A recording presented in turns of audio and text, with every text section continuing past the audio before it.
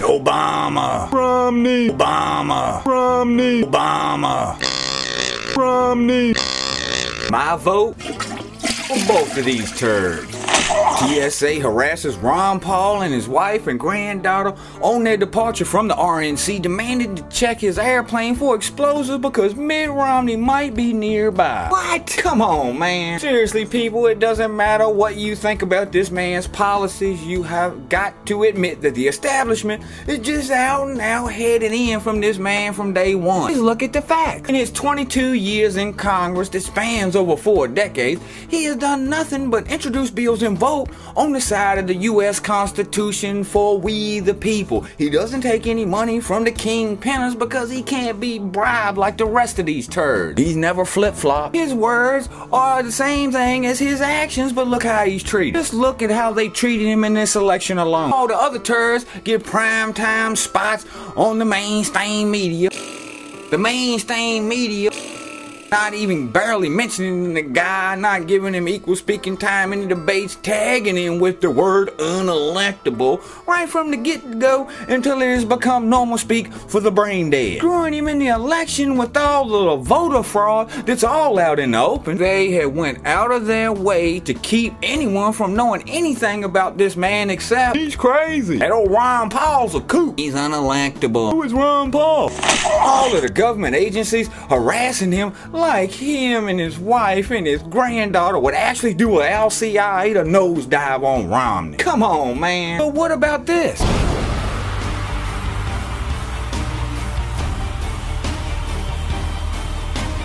Ron Paul, 22 years in Congress, he's never voted for a tax increase, never voted for a debt ceiling increase, never wavered, never backed down.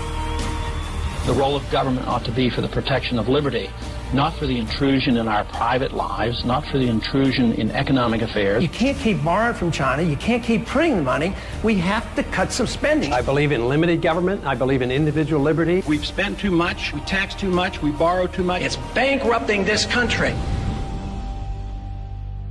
I knew I did not want to be a politician all my life. Matter of fact, I was surprised I ever won because this message I thought would not go well with the people because I'm not making wild promises. Of course, my wife warned me this was a dangerous project because she said you could end up getting elected. And he said, no, I'm not going to be elected. He said, you have to be like Santa Claus. You have to give them something. He says, I don't want to give them something or bring home the bacon. He said, I want to give them their freedom. It's been a consistent theme since his very first election that government's grown too large, and as government grows larger, your freedoms grow smaller. And he's fought this through the years. When I first got to the House, I thought Ron Paul was nuts. He was out there talking about the Federal Reserve, the monetary system, but more and more I found myself voting with him. He's been talking about these things since the early 1970s, and he hasn't wavered, he hasn't buckled, even when he's had to stand alone. I've always put politicians into 2 categories. They're either here to make a point or they're here to make a difference. Ron Paul is the only one I know who made a difference by making a point. We need lower taxes, less regulations, and we need to free up the market. He's been an absolute fiscal hawk, one of the most fiscally conservative members in the history of the Congress. I can guarantee you we wouldn't have a $16 trillion debt if we had 435 Ron Pauls in Congress. The more I think about him over the years, the more inspiring it is of what he's done. Not being afraid of anything, but willing to stand for what he thought was right. Ron Paul was Tea Party before there was a Tea Party. If you want honesty and integrity, look to Ron Paul, and that's based on his faith and based on his belief in the Constitution. He's willing to do things that other people aren't willing to do because his convictions are so deep. As long as we live beyond our means, we are destined to live beneath our means. Well, one of the extraordinary things about my father is that, the lobbyists don't even come by his office. They don't even bother to come by because they know he can't be bought. And that passion is born of a deep and abiding conviction that these are correct principles. He stands for freedom. He stands for liberty. He stands for the traditional American values that made this country great. The longer we go and the deeper in debt we get, the more apparent it is that Ron Paul was right all those years. Whether people want to admit it or not, Ron Paul changed the conversation. And all of that is true. So why didn't they treat this man with the due respect that he deserved? And then give him a TSA going away present. Get him, Bruce.